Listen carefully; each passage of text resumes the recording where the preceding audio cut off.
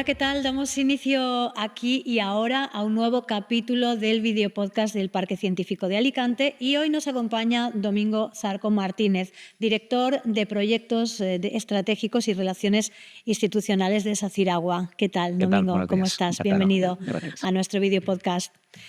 Bueno, pues vamos a comenzar por el principio, conociendo un poquito mejor qué es SACIR Agua y cuál es su papel dentro del sector del agua.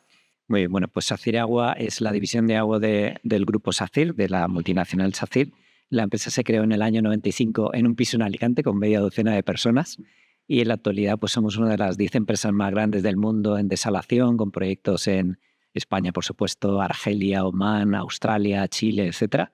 Somos los mayores operadores de agua desalada en España y además, aparte del tema de la desalación, pues también trabajamos en depuración de aguas residuales, depuración de aguas potables y llevamos también el ciclo del agua en distintas ciudades donde abastecemos a la población de agua potable, llevamos el saneamiento con más o menos unos 10 millones de personas abastecidos. El agua se ha convertido, bueno, siempre lo ha sido, pero creo que ahora somos mucho más conscientes de que es una parte nuclear de la sostenibilidad del planeta y de cómo tratemos el agua, tanto desde las empresas que como vosotros la gestionáis, como desde hasta el usuario final, depende en gran parte y en gran medida que consigamos esos objetivos que nos hemos marcado, ¿no? de ser mucho más sostenibles. Objetivos que, por otra parte, son ya innegociables, son de obligado cumplimiento. Sí, sí, claro. Tenemos en la actualidad 800 millones de personas sin acceso a agua potable y más de 3.000 millones sin acceso a saneamiento. Estamos en una crisis hídrica agravada por el cambio climático, en el que tenemos sequías extremas y también episodios de eventos climatológicos extremos. Por tanto, la gestión del agua, que es un bien preciado y hoy es una necesidad universal para el ser humano, tiene que ser garantizada. Por tanto, tenemos que trabajar en ser más eficientes y poder dotar a todas estas personas del agua necesaria para sus actividades y para la industria. ¿Cómo surgió el proyecto Water Positive y qué objetivos persigue este proyecto? La iniciativa Water Positive surgió entre un grupo de profesionales. También tendré que decir de nuevo que fue una iniciativa que nació en Alicante, de varias personas. En la actualidad somos 400 personas de todo el mundo. Hemos creado un think tank para pensar en esta iniciativa. Básicamente el concepto es, igual que tenemos el concepto de quien contamina paga, pues ahora este concepto sería quien consume más agua que pague por ello, ¿no? Entonces, la idea es hacer que la industria sea más eficiente. Las 40 mayores corporaciones del mundo se han comprometido a ser water positive antes de 2030, es decir, que van a tener un impacto cero o lo más próximo a cero en el agua, y es un poco replicar el modelo de lo que se hizo anteriormente con el CO2, que las empresas se han comprometido a ser neutrales en CO2. Pues el siguiente paso natural era hacer lo mismo con el agua y que estas compañías que consumen mucha agua compensen de alguna forma ese consumo o bien produciendo nuevas fuentes de agua o compensando con empresas que puedan dotarla así. Y ese es un poco el origen de la iniciativa. En todo este universo de la sostenibilidad, Domingo, sabes qué compromisos hay muchos que nos reunimos, somos conscientes de la necesidad de adoptarlos, los adoptamos, nos ponemos de acuerdo porque es algo en lo que todos estamos de acuerdo, pero luego hay que ejecutarlos y se marcan unos plazos y esos plazos hay que cumplirlos. ¿En qué punto está este proyecto en este momento? ¿Marcha a buen ritmo o con qué retos os estáis enfrentando? ¿Con qué dificultades también? Bueno, es una iniciativa que surgió a nivel privado entre profesionales del sector, aunque hemos conseguido llegar a altísimas instancias tales como Naciones Unidas. Lógicamente, como digo, tiene que haber un compromiso político y de las instituciones en avanzar en este sentido, igual que se implementaron legislaciones sobre el CO2. Entonces, las dificultades que estamos encontrando, primero, es que es algo novedoso. Hay muchas empresas que ya están comprometidas, como he dicho, estas grandes corporaciones, pero hay empresas que todavía no saben qué es esto de la huella hídrica o su impacto sobre el agua. Y entonces la mayor dificultad con que nos encontramos es el marco legal, o sea, que haya un marco legal adecuado para que se permita este intercambio de agua o de compensación de agua, ¿no? Por ejemplo, en España el agua es de titularidad pública y entonces esto complica el que una empresa pueda compensar su huella hídrica intercambiando derechos de agua con otras, ¿no? ¿Por qué es tan importante y por qué debemos ser tan conscientes de que hay que abordar la cuestión del agua desde una perspectiva sostenible y de circularidad?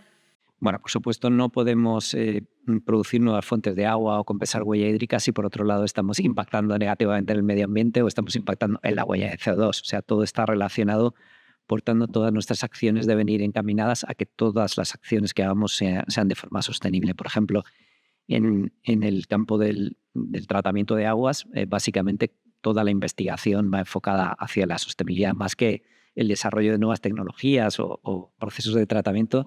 Estamos embarcados en un proceso de descarbonización, de incrementar la eficiencia energética de nuestras actividades, reducir el impacto ambiental y iniciativas, por ejemplo, en el campo de la desalación tenemos lo que se conoce como brine mining, que es la obtención de sales y productos químicos de las salmueras, o, por ejemplo, en depuración ahora hablamos del concepto biofactoría, en lugar para producir biogás, que puede ser usado para producir energía, lodos que pueden servir de abono y agua que sirve para utilizar. Entonces, toda la investigación y todas las acciones de las compañías van hacia ser más sostenibles.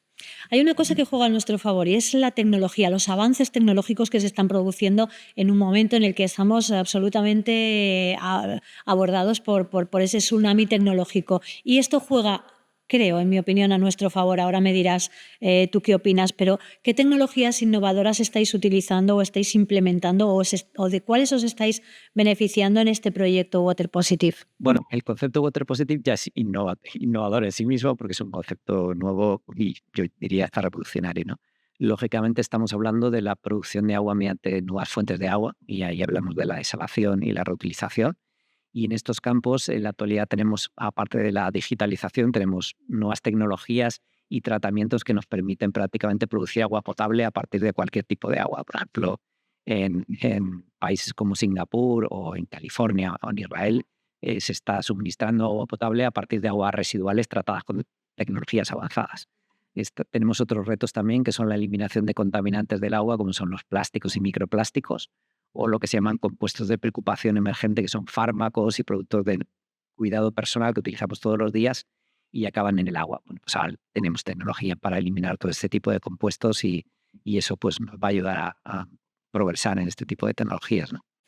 Y herramientas que ahora mismo sean protagonistas en este proyecto, digitalización, inteligencia artificial, ¿cómo están influyendo en el desarrollo de Water Positive? Bueno, iba a decir que toda la industria está inmersa en un proceso de transformación digital, pero yo diría que es toda la sociedad, ¿no? Y entonces estamos cambiando hacia modelos de trabajo y de forma de operar, y el sector del agua no es indiferente a todo esto, ¿no? Desde hace tiempo pues, se está trabajando en el sector del agua en la implantación de gemelos digitales, en el uso de inteligencia artificial para incrementar la eficiencia de las operaciones. Podemos también tener modelos predictivos de consumo de agua y energía que nos permite saber gestionar los almacenamientos de agua. Estamos trabajando también en modelos predictivos de eventos climatológicos extremos y cómo pueden afectar a nuestras infraestructuras, que desgraciadamente tenemos experiencia en los últimos tiempos en este tema. Hablamos de contadores inteligentes para los domicilios que nos permiten saber perfectamente dónde hay consumo, dónde hay pérdidas. Por ejemplo, no tiene ningún sentido que estamos hablando de agua de altísima calidad y por otro lado tengamos unas pérdidas en las redes de distribución. Eso no tiene ningún sentido. Y entonces, todo este tipo de tecnologías nos ayudan a ser más eficientes y que todo esto progrese de forma adecuada. Un caso de éxito donde ya hayáis implementado este proyecto y que, bueno, del que os sintáis especialmente orgullosos y que nos sirva también para entender un poco de una manera práctica cuáles son los beneficios de Water Positive. Bueno, nosotros como think tank somos un grupo de pensadores y por tanto nosotros no ejecutamos proyectos como tal, son las compañías en las que trabajamos nosotros y otras personas para desarrollar estos proyectos. Yo pondría varios ejemplos. En España pues ya se están dando casos de que, por ejemplo, grandes compañías como Microsoft están pagando inversiones en mejora de regadíos a los agricultores para compensar su huella hídrica o inversiones a municipios para reducir las pérdidas en redes. De esa manera son ellos los que hacen la inversión y se beneficia el municipio o la sociedad y ellos compensan su huella hídrica. Amazon, sabéis que está implantando también data centers, sus centros de datos en Aragón, y está hablando con los municipios para mejorar sus depuradoras y hacer inversiones. O sea, esto ya se está produciendo de alguna forma, de distintos modos, en distintos lugares. Y luego, por ejemplo, yo me gustaría mencionar que, por ejemplo, en nuestro caso, SACIR Agua, nosotros calculamos nuestra huella hídrica mediante un proceso bastante largo y certificamos nuestra huella hídrica por AENOR, de forma que nosotros somos positivos en agua, gracias a que tenemos mucha producción de desalación, compensamos la huella hídrica de todo nuestro grupo en todos los países en los que está en el mundo y en todas las actividades que tiene, que es una gran corporación. Y recientemente, pues también decir que hemos firmado una alianza estratégica con Acciona, que es uno de los mayores competidores, para trabajar juntos en dar servicio a las industrias para ser water positive, lo cual damos cumplimiento al ODS 17, Objetivo de Desarrollo Sostenible 17, que es cooperación para conseguir los fines. Es algo raro que dos empresas competidoras decidan trabajar juntas para ello. Bueno, es algo raro, pero no debería ser raro. Es decir, aquí esta cooperación necesaria debe existir porque el fin es muy importante y es un fin que perseguimos todos. Entonces, si hay objetivos que perseguimos todos, deberíamos unirnos, seamos o no seamos competencia. Eso, la verdad es que me alegra mucho escuchar que en la esfera privada se producen este tipo de alianzas cuando las echamos tanto de menos en la esfera pública. Y en el caso del think tank, somos 400 personas de todo el mundo, de todo tipo de empresas, perfiles, etc. Tenemos incluso alguna persona representante de la NASA y de organismos muy dispares trabajando con nosotros en esta idea. Y en términos de impacto, ¿qué diferencia Water Positive de otras iniciativas de sostenibilidad hídrica? Bueno, como comentaba antes, redunda en el concepto de aquellas empresas que consumen más agua que sean las que paguen las inversiones, ¿no? Y el concepto de compensación de huella hídrica es muy interesante en ese sentido, ¿no? O sea, yo soy un gran consumidor, estoy retirando agua del medio ambiente, pues debería devolverla de alguna forma, ¿no? Esta compensación de huella para ser water positive no necesariamente tiene que pasar por devolver más agua en volumen, sino que puede ser calidad. Por ejemplo, yo capto agua de un río, pues luego depuro ese río y le devuelvo el agua con mayor calidad, ¿no? Entonces, este tipo de acciones es bastante novedoso y es algo que no se había desarrollado antes. Quiero decir, tiene un cierto paralelismo con la compensación de la huella de CO2, pero es algo bastante novedoso. Abramos el melón del cambio climático porque, bueno, pues es una cuestión que desgraciadamente está encima de la mesa cada vez más. Hace unos años hablábamos del cambio climático como algo que tenía que venir o que iba a venir.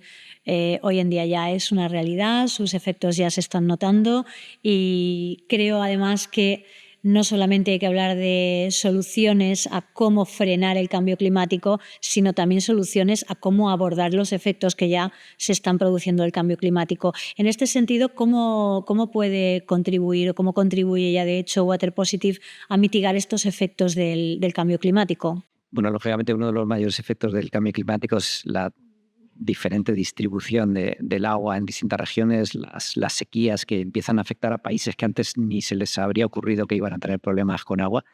Lógicamente, la iniciativa Water Positive, una parte importante de esa compensación de agua, aparte de los temas de calidad, es generar nuevas fuentes de agua. Entonces, estamos hablando de procesos como la reutilización o la desalación, que al final lo que hacen es que seamos más resilientes, que podamos tener suministro de agua garantizado para todas las actividades. Por ejemplo, en España, el 21% del agua desalada ya va hacia la agricultura, es decir, estamos dando garantías de que pase lo que pase van a tener agua para producir, no pueden permitirse no tener agua igual que la industria, ¿no? Entonces, el contar con estos nuevos recursos, nuevas fuentes de agua, que en el caso de la desalación de agua de mar es una fuente inagotable, el 97,5% del agua del planeta está en los océanos, pues nos garantiza que vamos a tener agua y vamos a poder soportar estos efectos de cambio climático y mitigar sus efectos. Y en este sentido, comentabas, Domingo, que hay colaboraciones muy importantes, ¿no? Y me imagino que no solamente en el ámbito empresarial, sino también en la comunidad universitaria.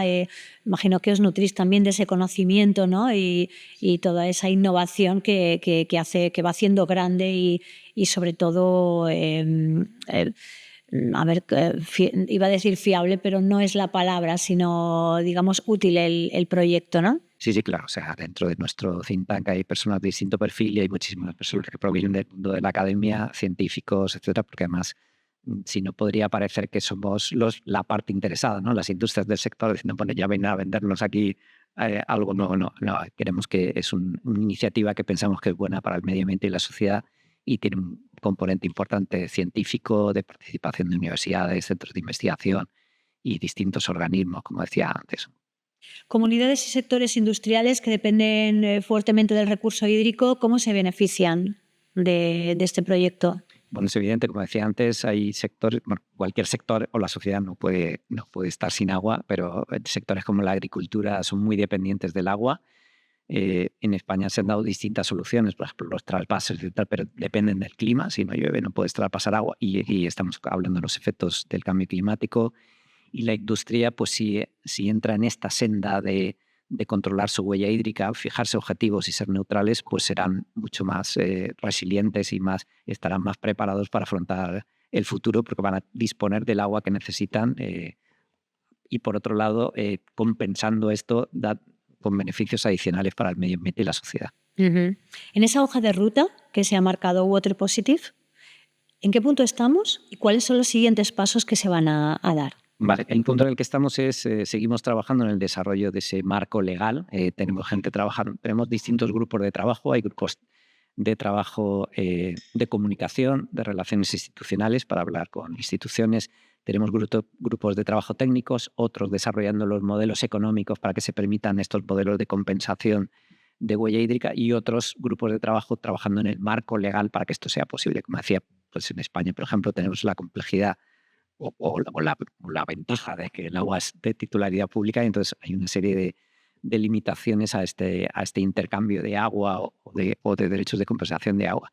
Entonces, estamos trabajando en ese marco legal y por el camino pues estamos hablando con instituciones para ver si eso puede pasar a una regulación, digamos, más oficial, ¿no? Para ello, pues tenemos conversaciones con la Unión Europea, hemos estado presentando la iniciativa en varias conferencias de Naciones Unidas, estamos hablando con el Banco Mundial y distintos organismos que están interesados en la idea y hacia ahí es a donde vamos.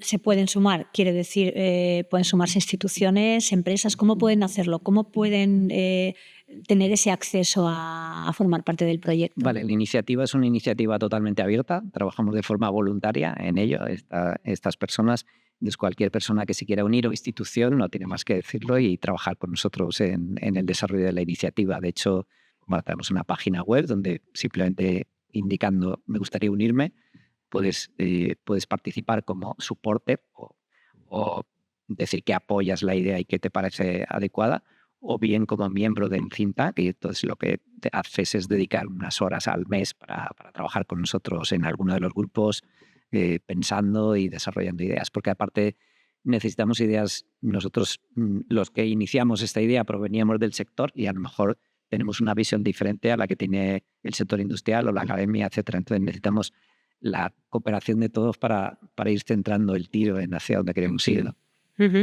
Imagino que partners que puedan aportar desde otro tipo de industria o desde otro tipo de sectores, soluciones que puedan aportar, son también buenos compañeros de viaje, ¿no? Claro, claro, por supuesto. Además, necesitamos de la cooperación y de la complicidad de la industria porque estamos intentando desarrollar una idea que no tendría sentido si ellos no quieren avanzar en ese camino, ¿no? Entonces tenemos que ver cómo hacer que sea más eficiente y efectivo, ¿no? Todo lo que estamos haciendo. Domingo, desde tu experiencia, ¿cuáles son los retos ahora mismo que están sobre la mesa y que hay que superar en cuanto a la gestión del agua para que proyectos como este se conviertan en una norma y no en una iniciativa que de forma voluntaria o voluntariosa ponéis en marcha, como decías, un grupo de personas, algo que surge de la responsabilidad social y personal de un grupo de personas que pasa a ser una responsabilidad social y corporativa de una gran corporación y que compartís o extendéis o abrís las puertas a que otros se sumen. Pero ¿cómo podemos convertir esto en algo que realmente no dependa de la voluntad de las personas ni de las empresas, sino que sea una normativa? Ya, efectivamente, aquí tenemos dos grandes retos. Por un lado, la voluntad política de hacerlo y de ir adelante con estas iniciativas. Yo creo que la Unión Europea está liderando muchas iniciativas de sostenibilidad que son pioneras a nivel mundial. Desgraciadamente no podemos ser muy optimistas en los últimos tiempos con otros gobiernos que yo creo que están retrocediendo en todos los temas de sostenibilidad, pero bueno, la Unión Europea sigue por esta senda. Es muy importante esa voluntad política de que esto siga adelante y que la lógica nos dice que tras la medición y de la huella y los objetivos de reducción de CO2 hay que hacer lo mismo con el agua, eso parece ya lógico. Y por otro lado es muy importante la labor de comunicación. Tenemos mucho trabajo por hacer, sobre todo en la aceptación del uso de los recursos no convencionales. bueno, yo soy también presidente de AIDIR, de la Asociación Española de Desalación y Reutilización, y uno de los mayores retos con los que me enfrento es estar en los medios de comunicación intentando afrontar y demostrar que estas tecnologías son sostenibles y hacerlo de forma con argumentos científicos, no argumentos, digamos, de empresa o mercantiles, ¿no? Pero seguimos teniendo medios de comunicación o población que sigue pensando que el agua desalada es muy cara, que consume mucha energía o que tiene impacto ambiental sobre el medio marino, cosa que no es así. Y tenemos que trabajar mucho en este tema. En comunicar y en hacer llegar a la población ese mensaje, ¿no? Igual que con la reutilización, o sea, el agua residual, cuando es tratada adecuadamente, tiene una calidad excelente y no tiene el más mínimo riesgo. Y de hecho, como decía antes, en algunos países incluso se embotella o sea, a partir de cualquier agua podemos producir agua segura y además de forma sostenible. Sí. ¿Estamos implicados los medios de comunicación en comunicar este tipo de información? ¿O tenéis la sensación de que al final esta información se pierde entre el ruido de otras cuestiones y cosas que son de vital importancia, como esta, por ejemplo, pues quedan diluidas entre otro tipo de informaciones, bueno, diarias de más actualidad? Yo creo que sí, yo creo que no somos conscientes y los medios de comunicación no lo transmiten de la gravedad del asunto de la crisis hídrica a nivel mundial. Y luego trabajamos también por picos ¿no? Bueno, en el caso de la Dana fue evidente, ¿no? Y lógico. Pero también, yo lo he vivido también como presidente de ADIR. Hace 2 años hubo una sequía extrema, incluso estuve hablando de llevar agua desalada en barcos a Cataluña, que era un poco caro. Y entonces me llamaban de todos los medios de comunicación para saber más de la desalación, y etcétera, ¿no? Y luego de repente pues empieza a llover o decae un poco la crisis y se olvida el asunto. Pero esto pasa también a nivel político, o sea, de repente hay que salir corriendo a establecer medidas de emergencia, empieza a llover, se llenan los embalses y parece como que ya no hay una urgencia, en lugar de planificar a largo plazo y anticiparnos a lo que va a venir, ¿no? Porque las sequías son cíclicas. Es decir, los medios también debemos ser más sostenibles, y ser más sostenibles implica tener un seguimiento constante de este tipo de acciones, porque si no, no hay comunicación posible entre todo ese trabajo que hacéis y el exterior. ¿Dónde podemos informarnos mejor? ¿Dónde podemos conseguir información para también la gente que nos esté viendo sobre Water Positive y SACIR Agua? ¿Dónde podemos encontrarlo? En el caso de SACIR Agua es evidente, tenemos una página web, igual que SACIR, y podéis encontrar nuestras actividades. En el caso de Water Positive, tenemos un grupo de LinkedIn que tenía casi 10.000 seguidores en un año desde que lo abrimos, y hay mucha actividad donde se nos sigue. Tenemos una página web donde, además de las actividades, como decía, te puedes unir como socio, no tiene ningún coste, simplemente trabajar voluntariamente o apoyar la iniciativa. Y luego pues estamos incluso mencionados en Wikipedia y en distintos, o sea, es fácil, no es difícil encontrarnos y seguir o unirse a la iniciativa.